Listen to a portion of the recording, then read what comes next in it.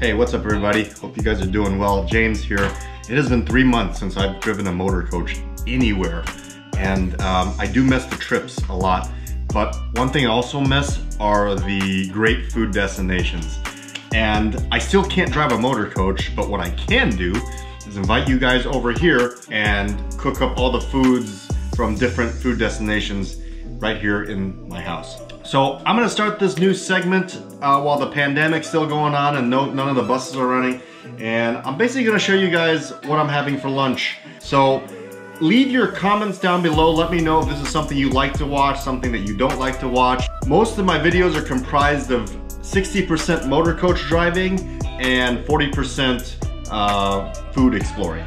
So obviously these lunch segments are not gonna have any traveling and motor coach driving involved because we're in the house. But at least I can bring you guys some of the dishes that I like to cook and make while I'm stuck in the house because of COVID-19. So this being the very first one, without further ado, let's get cooking.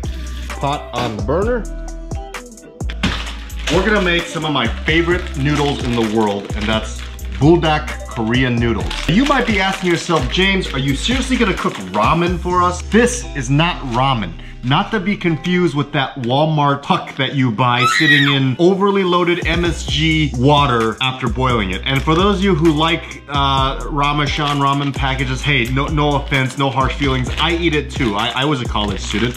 But this is not to be confused with that. This is so much better, and if you can't handle your spice, you should not attempt this because this is really, really spicy. It is a dry noodle, so which means when you're finished cooking it, it should not be sitting in a pool of broth or flavored water, which is usually what ramen is sitting in.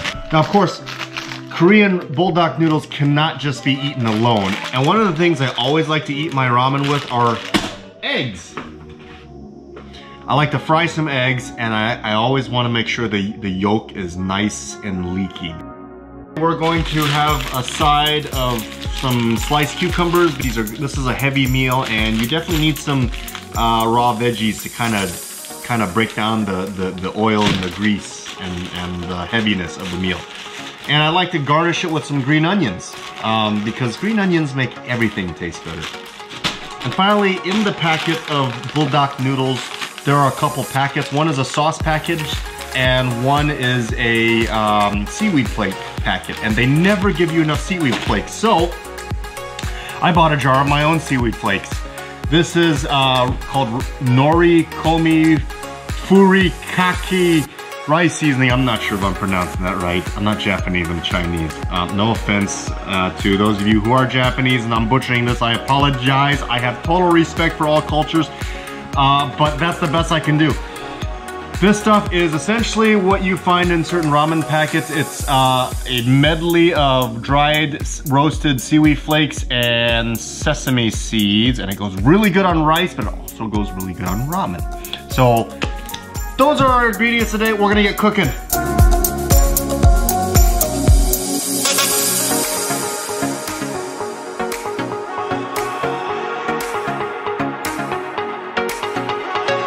Okay, so while the ramen's boiling, we're gonna cut up some green onions. These are a little old on the top. We're just gonna pull off some of the old pieces, and that's okay. They're still delicious and usable, just like that. Gonna need a knife, and what I first do with green onions is I like to chop off the tips because I don't want to eat the roots. Another thing I like to do with green onions is I want the flavor to release, and all the flavors are inside, so I always kind of halve them. I don't know if I said that right. Half them? Let me know how that's pronounced. I don't speak English. All right, and then I'm gonna cut them in half, stack them.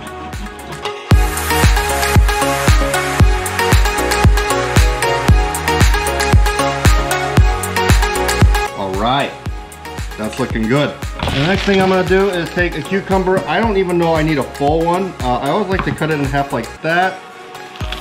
And let's just make some cucumber slices.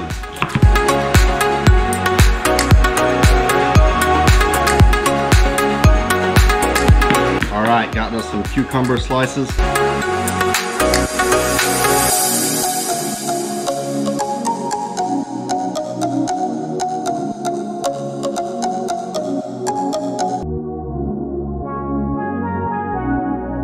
are the two goodies that came in the bag. This is the sauce that goes in it. It is very spicy and very red. If it gets on your shirt, it's going to leave a mark. Don't get this on your shirt, and don't wear a white shirt when you cook this. This is a little packet of the seaweed and sesame flakes that I showed you earlier, and this is a much larger bottle version of it, so this is never enough. You have to add some more of this.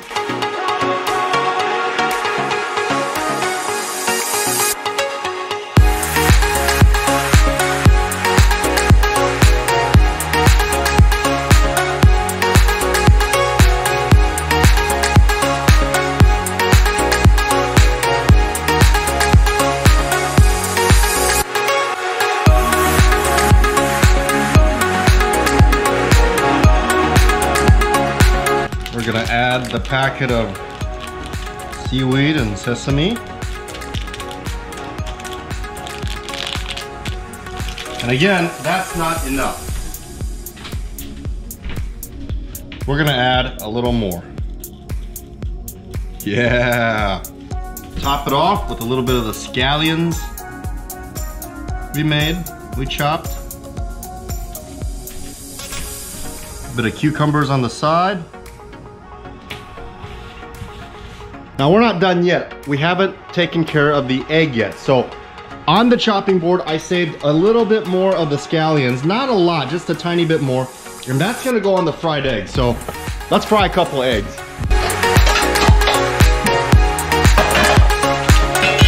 Now I don't know how you guys fry your eggs, but in my house, I fry my eggs with a wok.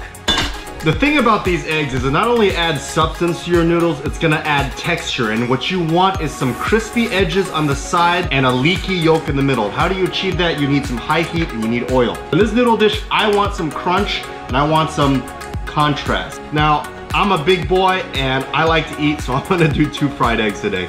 Don't judge. I got my eggs at the ready and we're gonna wait for the oil to get nice and hot because you don't want the egg sitting in lukewarm oil. It's not gonna fry right. It's gonna cook too slowly and it's just gonna be greasy. With every good wok, you need a good wok spatula, and that's what I got right here.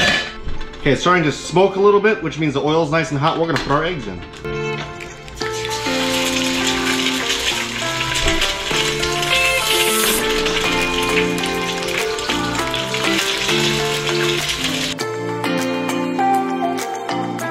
I want to let them solidify a little bit and maybe give them a little basting. I like to baste them a little bit for the opposite side. You want to be careful when you're basting towards yourself. Don't get overzealous and splash a bunch of hot oil on your hands or feet. And see how the edge of the egg is getting nice and golden brown, like a chip, like a little egg chip. And the center of the egg is still nice and white. That's how I want my eggs when I'm eating noodles. It's all about the texture contrast. You get some of that fried, crunchy stuff.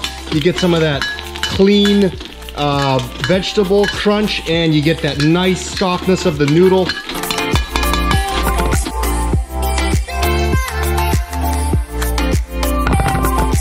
Now remember that little bit of green onion we saved? That's gonna go right over the egg.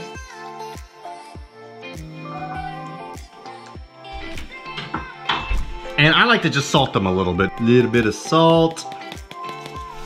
And you know what? What the heck? Just for good measure, we're gonna give it a little bit of the crushed seaweed and sesame on the fried eggs. And on the cucumbers. And a little more on the noodles.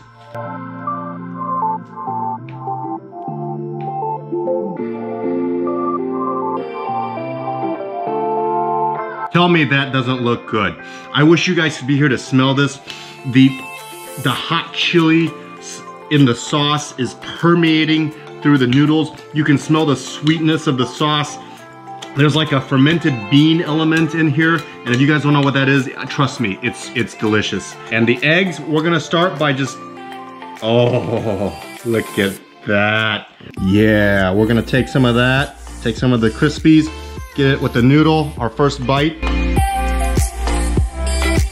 Bite of the cucumber. A bite of the egg. Oh. We're gonna take this into the room to eat. The noodles are perfectly cooked. They're chewy. the perfect al dente. They're not mushy. They have a nice resistance when you chew on them.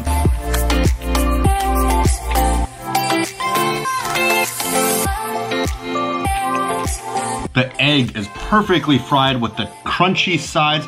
That's probably my favorite part about the fried egg, the crunch. You guys hear that crunch? The spiciness of the noodle blends so perfectly with the egg yolk. It kind of contrasts and mellows out the spice. And then when you got all that spicy, eggy goodness with a full bite of noodles, you take a bite of one of these raw cucumbers and it just hits the reset button so you can do it all over again. And that's what I'm gonna do, guys. I'm gonna do it all over again.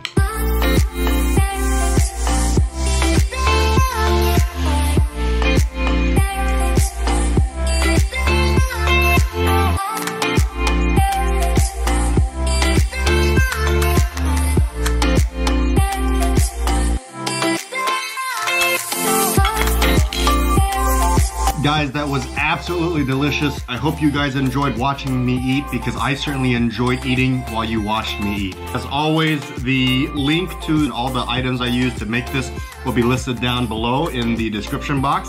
If you like my little lunch segments, I'm gonna keep doing this. Give me a thumbs up, hit that like button. And if you're not subscribed, remember to subscribe to watch me cook and eat more delicious food in my house. And until the pandemic's over, we're just gonna sit here and enjoy food. That doesn't sound so bad to me. Does that sound bad to you? As always, guys, thank you so much for watching, and we will catch you guys on the next meal. Toodles.